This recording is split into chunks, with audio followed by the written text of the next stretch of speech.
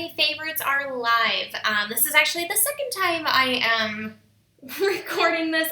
I even have a new platform or a new system I'm using. I don't know if this is like a sign that, I don't know what this is. I'm low-key annoyed right now. But anyway, thank you so much for joining me. I really hope this one records. If you are joining me for the first time, I'm sorry for my rant, but I have the last couple times of doing my Friday favorites, the system I was using would not save my videos, and then, so I'd be recording for 15 minutes, save it, and then it just wouldn't go anywhere. So anyway, I'm going to stop complaining, because life could be a lot worse than my first world problems here. But anyway, I'm going to stop. Welcome to Friday Favorites. If this is your first time joining, my name is Priscilla Johnson. I'm a real estate agent with the Elevate team at Remax Results, and I do Friday Favorites where I show you my favorite listings that went on the market today. And as you can see, there were 571 listings that went live in the state of Minnesota and borderlining Wisconsin area, but I'm focusing just mainly on the Twin Cities area because that is where I am located for work and for living. So yeah, we got downtown Minneapolis here, St. Paul here, and both of the properties that I'm going to be showing you today are going to be very close to downtown Minneapolis. I'm actually going to be focusing on condos today. I'm going to be showing you the cheapest condo and the most expensive condo that went on the market today. Now, this technically is not, this is the second most expensive. The first most expensive is $2.9 million, but it doesn't have photos.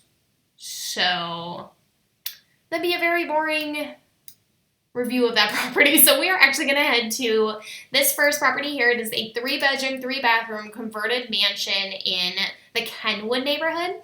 If you are from the Minneapolis area or the metro and you ever get the chance to go to the Kenwood restaurant for brunch, I highly recommend it. It is phenomenal. Anyway, so this is a 3-bedroom, 3-bathroom condo. Like I said, it is 3,100, a little over 3,100 square feet, listed at $725, and this was listed by Beth Lindahl with Coldwell banker Burnet. So yeah, so as you can see, this one, it looks like a standard home, but they actually have split it up, and I don't know how many units are in this complex, but it looks like maybe potentially 2 or maybe 4. I'm not really sure. The photos don't really give me enough information, and the description did not either. So, but this is an association. You do pay association dues, just like you would do with any condo building. All right. So here are the photos. I'm going to go through them pretty quick because there are 60 of them. But yeah, so looking through this, I think it's a very beautiful home. There's lots of natural light that is throughout this unit. I really like it. I'm not a huge fan of the decor. That is not personally my style. I'm more of a mid-century style, very millennial of me, I know. But it's just not my style, and that's okay. It's not that that is bad. It's just not what I like. But what I do like is what they did to keep the character of the home. You can see it throughout where they just, the original, I shouldn't say original, they might be refurbished or redone in maybe the 50s, but these do look somewhat older, so they might be original to 1922, but I could be wrong. But you definitely can tell that they've kept some of the character in the home. They did a good job of updating it, though, to meet standards of nowadays for decor and interior. For the heating and cooling in this unit, there are different ducts and baseboards. So the one that you saw in this one here is a ductless mini split. That is your AC, and then this is going to be hot water heat. So basically you're just running hot water right through here to heat the house, and the ductless mini split is essentially just a wall AC unit. I do own one of those, so I do know how they operate. They're not as energy efficient as I would like, or I guess as most people would like, but they do a really good job of cooling things down very quick. All right, so this is the kitchen. You're going to see a lot of wallpaper in this, but you know what's funny is I actually don't mind this wallpaper. I actually think it's cute. Now, would I use it on every single wall in the kitchen? No, definitely not. I would probably just use this wall. Yeah, I think I would just do that wall. Let's see. Yeah, probably just this wall here. And then I'd paint the walls a different color. Probably a light gray. Basically borderline white gray. Okay, so then you've got the main living bedroom here, master bedroom, whatever you want to call it. Again, with the wallpaper, I would not do this wallpaper. This wallpaper could all come down, in my opinion. I would do a nice light gray again in here. And I personally would replace the floors with probably hardwood or something, but for the most part, the carpet actually looks in pretty decent condition considering the age of it. And you got a nice closet with some light, natural light coming in. That's always nice. And the bathroom. Again, I actually don't mind some of this wallpaper. I maybe would keep just this wall or maybe just like a couple walls. And then I would paint the rest of it kind of like a grayish, so like a green beige or like a greige. I don't know how they call it, but like a green beigey. I think that would be really pretty in this bathroom. And then you've got another bedroom here. Well, actually, you know what? This one actually might be, no, this one is a bedroom. I'm sorry, disregard. But it looks like they are using it as more of a den. It does have a little half bathroom here. And then it's got the nice sun porch out the back here. I think that's so nice. It'd be so nice to have a cup of coffee out here. Just load this up with plants. Yes, I definitely could envision myself being in there. Okay, this is the bedroom that they technically are calling a den. You could really use it for a bedroom if needed. I mean, it's got everything you need, but I don't know. So then it has a lower level where you have a fireplace that looks like it's gas, and then it's got a cute little alcove for a desk, and you've got a lower level bedroom as well. But yeah, still some nice bigger windows so that you get some natural light in the basement so it doesn't feel super dungeony.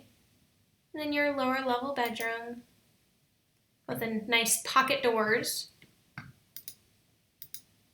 Oh, no, sorry. Your 3/4 bathroom down in the basement.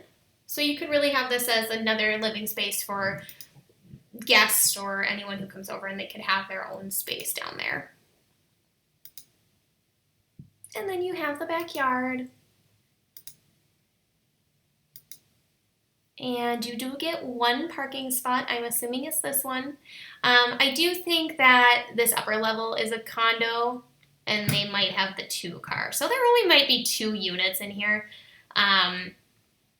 The association manager is the person who is listing this. So Beth Lindahl, she is the one who is the association manager. So I'm wondering if maybe she lives in the complex. So she might be the one who gets the two car garage. So yeah, you can see really awesome proximity to downtown Minneapolis. You can see that here next to the Lake of the Isles, Calhoun, Lake Harriet. So you kind of get this whole, computer's also very, very slow today, so I apologize. But you are really, really close to a lot of outdoor activities. So if you're someone who really enjoys outdoor anything, biking, walking, swimming, laying out with a hammock, I mean, there's so much to do in this area. I'm a really big fan, and there's walkability to a whole bunch of different restaurants, really awesome commute to downtown. So for someone who is looking for that inner city feel, but yet still has a little bit of a suburban feel, I think that this could be a good option. All right, so let's head to our 1-bedroom, 1-bath in Minneapolis, and we are heading to the Lowry Hill East neighborhood. Downtown Minneapolis is basically across the street, so if you are someone who commutes to downtown and you're sick of having to pay for ridiculous rent and going nowhere, I think this would actually be a pretty good option for you. This is a 1-bedroom, 1-bathroom. You do not get a garage spot and you don't get a parking spot, at least from what I can see. That's pretty typical of Minneapolis condos. Honestly, for people who live the Minneapolis life, they don't really think about it. So the association dues are pretty low here. And yeah, I think it's just a really good option. It looks like only cash and conventional, so FHA is not approved in this association. This is listed by the Mason Realty Group with Keller Williams Integrity Realty. There we go.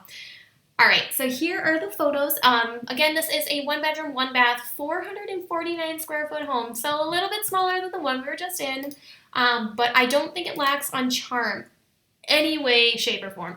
I think this is so cute. I personally, for someone who, again, who just doesn't want to pay rent, who's not really, not that you don't have to be in your unit a lot, but just for someone who just doesn't need a lot, a minimalist, I think that this could be a great option. You don't get a lot of storage. For someone who has a bunch of crap, this is probably not for you. A little bit of a smaller kitchen, but, really nice appliances, and it feels nice and updated. The bedroom, you've got the wall AC, and then you do have your baseboard heat again.